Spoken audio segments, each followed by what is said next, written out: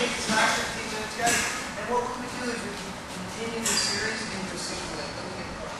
This series will look a lot like this. So now, we grab our partner, and we'd be scooting, and he would whizzer, and we would practice boom, turning and running across. Then, sometimes we can't do that. Because the whizzering so tight, I can't do that, so now we're going underneath and going down. So there's a lot to this drill, and then you would do that, and I would say duck. I would say hit, or shoot, from the single. Okay, but we can't start. We've done 45 minutes, and there's about 15 minutes left of the class because I want to have our pictures and sign it. We're going to move on to some really cool stuff. That way, that was awesome. Basics or win fights. Basics or win anything. Without any of this, you're not going to get to anything else. So you might have to be in these positions. We're going to look at a couple scenarios. Let's go in cage. We love the cage.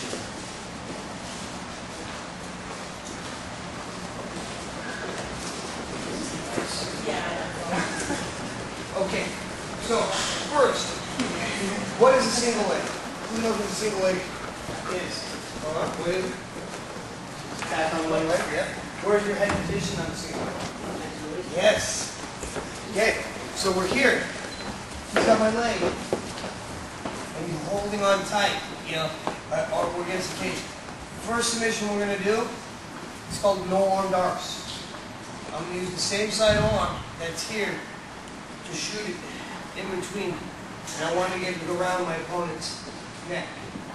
Once it's here, I'm going to cover with my body and lock my hand. Here and here. Here's without the body. Here's with the body. That hurts more. So what I want you to do is look. If I just cover with the arms, I want you to imagine that when you unconscious, I'm going to touch you. He's going to fight for dear life. And eventually, he's going to pop out. Just because that's the only you get. When you 3 ways to attack the neck. Choke, strangle, crank. Choke, you have as long as he can hold his breath. So I'm talking to oxygen to the lungs. Go. That kind of sucks, just like riding a bull. You have a strangle, it sucks the blood flow to the brain, all the oxygen to the brain.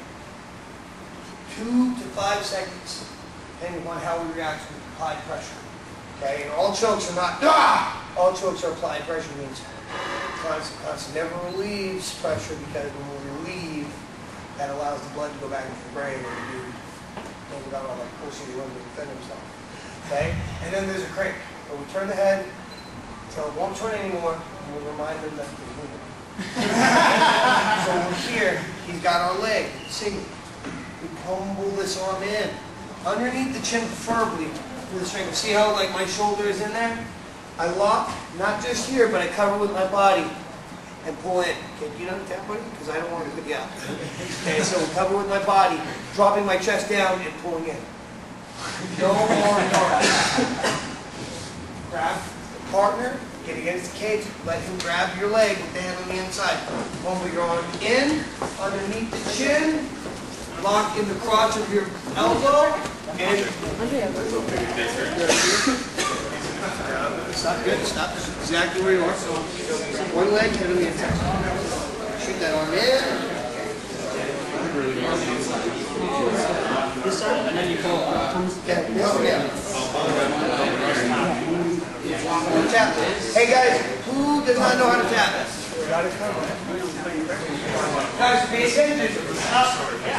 When I drive that arm in, and I come over, I don't pull him up. I drop my weight down and just crank. Okay? If I pull him up, I allow him to use this momentum.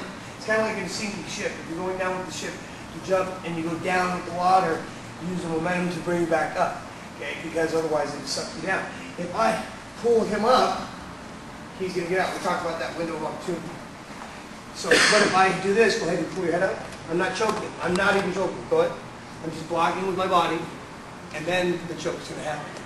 Apply pressure. Okay? So make sure you cover with the body. Let's go. Head is on the inside. Head is on the inside. And tap your partner. Oh,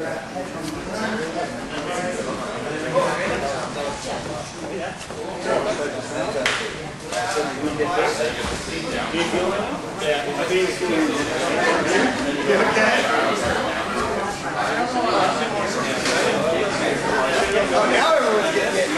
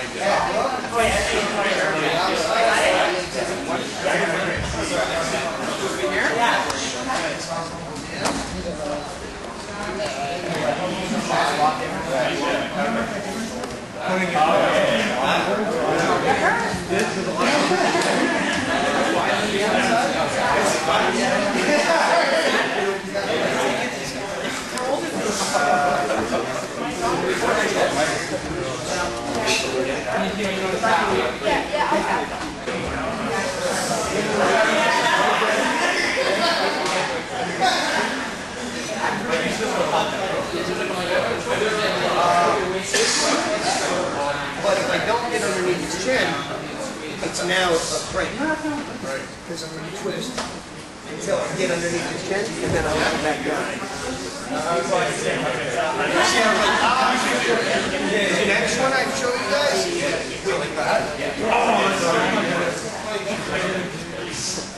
yeah, pummel that one in, grab it, grab it with the body, and squeeze.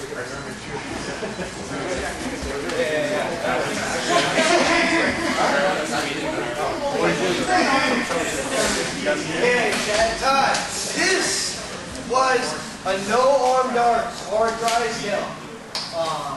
Because or someone Garcia with it, who was like supposed to be the best, and then Ron Ramadan, someone called him. So when someone does something really good or catches someone in something, it kind of makes me good. Okay, so where was the head on that move? That's clever. What happens if the head goes to the outside? Even, watch this, I have this move, and the head goes to the outside, I just keep it. Now I have a regular detail. So if, while I have that move, he switches his head, I continue to pressure down and pull. Okay, now we're going to go over a figure four detail. And we're going to do that from here. Okay, we're going to imagine that he shot in, we kind of scroll back. We're not taking down yet. Okay, now what I want to do is push away with the shoulder, grab my wrist, and choke up. That's really easy, except for the fact that he doesn't want me to do that. Okay, so pushing him away isn't going to really happen. If you notice, a lot of this is just about blocking. Now what I'm going to do is block his weight and step back. That's great with that space. So now I can grab my wrist. Okay, so I'm not so much pushing him away as I'm stopping him from continuing his motion forward and stepping back. Now, once I do that, my armpit stays in the back of his head, and my hand comes over the top of my wrist. Now watch this, guys. This is just my wrist. I'm not doing anything. That's just my wrist. How bad is that? Pretty bad. That is just my wrist. Imagine me